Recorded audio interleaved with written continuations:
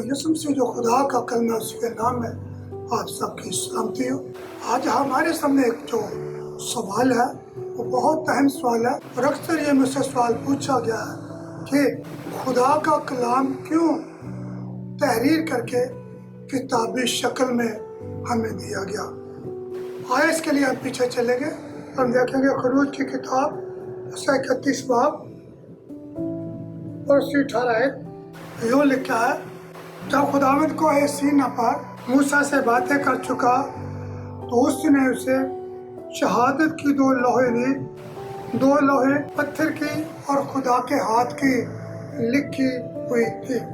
तो हम देखते हैं खरूज की किताब 32 बाब की 16 है, तो लिखा है, और वो लोहे खुदा ही की बनाई हुई थी और जो लिखा था वो भी खुदा ही के हाथ का लिखा हुआ था।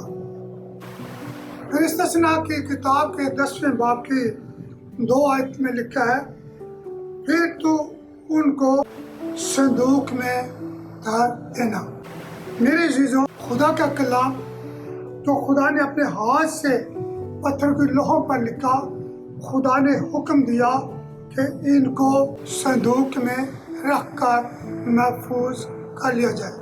फिर हम देखते हैं पौलुस रसूल का तीमुथियुस के नाम दूसरा खत 3 बाब 16 आयत, तो लिखा है, सारी किताब खुदा के इल्हाम से है, खुदा ने अपनी मर्जी से कलाम को किताबी सूरत में महफूज किया।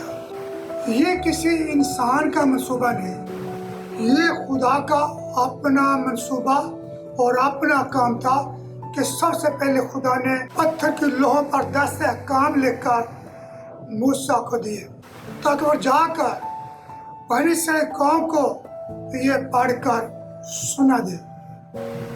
अब जब कहा गया कि इनको संदूक में रख दे, तो इसका क्या मतलब है कि तू इस कलाम को महफूज कर ले। इसका क्या फायदा है? ताकि खुदा का कलाम सामान्य के बदलने के बावजूद भी महफूज रहे।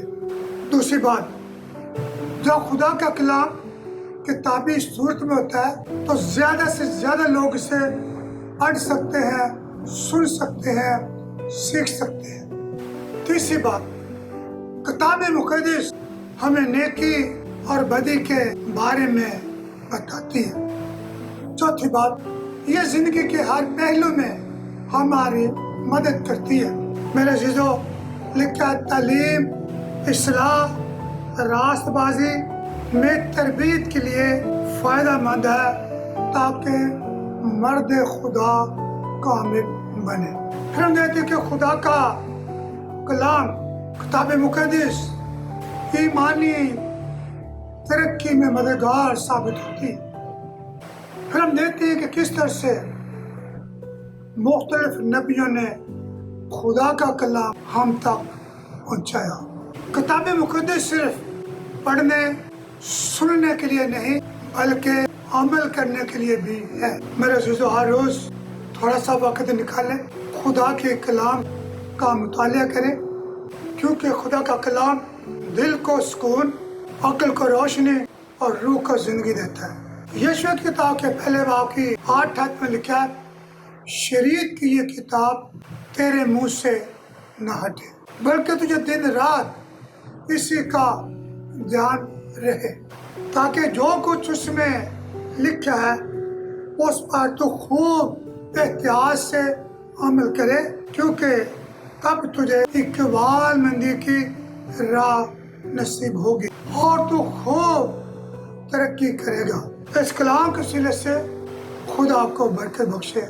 आमीन।